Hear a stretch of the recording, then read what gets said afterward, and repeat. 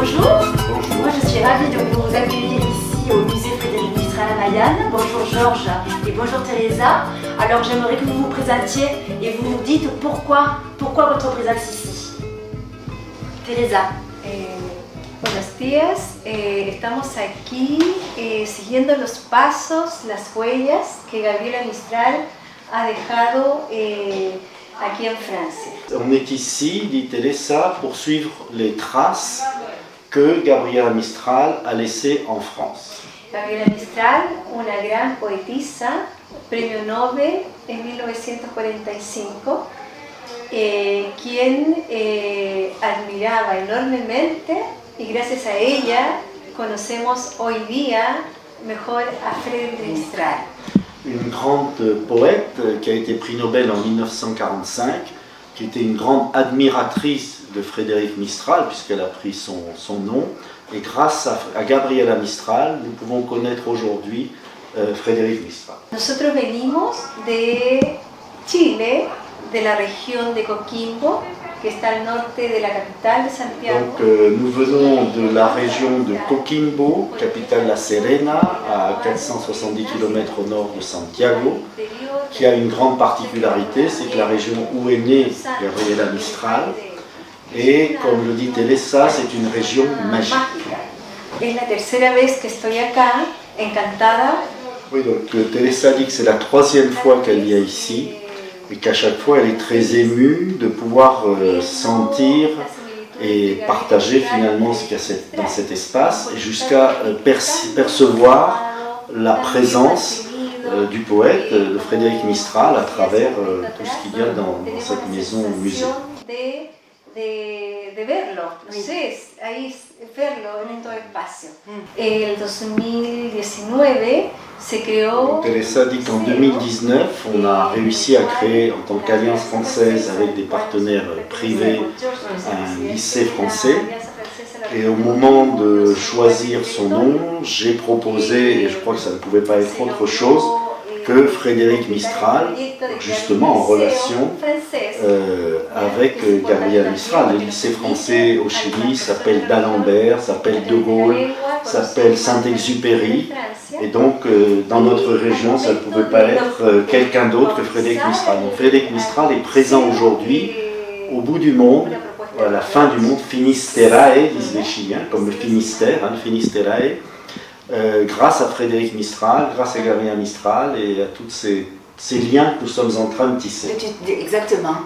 Je suis ravie de vous avoir rencontré, vraiment, parce que comme vous dites, on tisse des liens. Je trouve que c'est important. Je crois qu'on a tous un peu un rôle en commun, ce rôle de transmission, ce rôle de garder en mémoire des belles choses du passé, mais dans la modernité aussi. On ne reste pas dans le passé et on maintient des traditions, on maintient une langue et on met en avant des poètes qui ont beaucoup œuvré pour nous tous.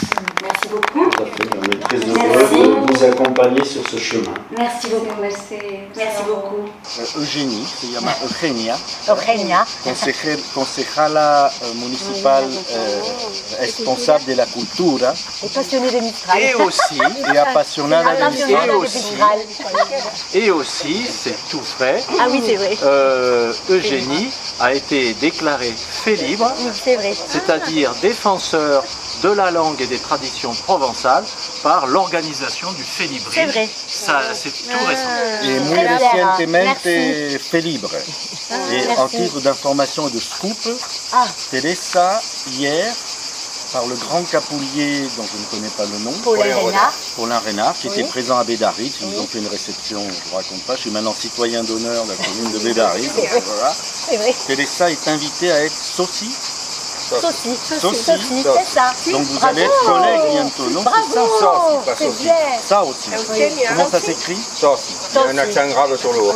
Sophie. Voilà. Sophie. Donc voilà, vous allez avoir une nouvelle collègue au Chili, bien entendu. Y lo último y no menos importante, que Frédéric Mistral tenía por el rescate de la lengua provenzal. Fredia dit que effectivement, comme Frédéric Mistral a pris la défense de la langue provençale et de la culture provençale, Gabriela Mistral, dans toute son œuvre, protège et défend les peuples originarios, c'est-à-dire les peuples originaires que d'autres appelleraient les Indiens, hein, mais qui sont vraiment les habitants, et en particulier beaucoup de personnes habitent ici un village qui s'appelle Diaguita, qui porte le nom des Indiens, des peuples originaires qui vivaient dans cette vallée. También pienso que es extraordinario lo que ustedes han hecho acá y el grado de conservación que tienen todos los artículos y todos los accesorios de una casa en donde uno respira lo que se vivió. Oui, donc, en résumé, Lila dit que c'est vraiment impressionnant de voir tout le travail qui a été fait pour conserver ce lieu et permettre aux générations futures de se pénétrer de l'essence de Frédéric Mistral dans ce cas, et elle dit pour Gabriela Mistral también aussi. Queda trabajo en Chile, pero Qui a la même démarche au Chili.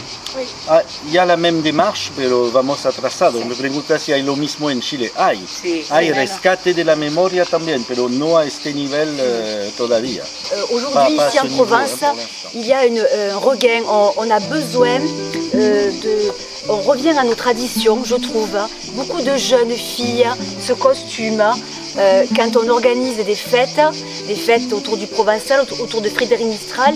Il y a beaucoup de gens qui viennent et je trouve qu'on a besoin vraiment de garder ce souvenir. On a besoin de maintenir nos traditions et je trouve que de plus en plus de jeunes s'habillent, parlent provençal, et moi je constate cela.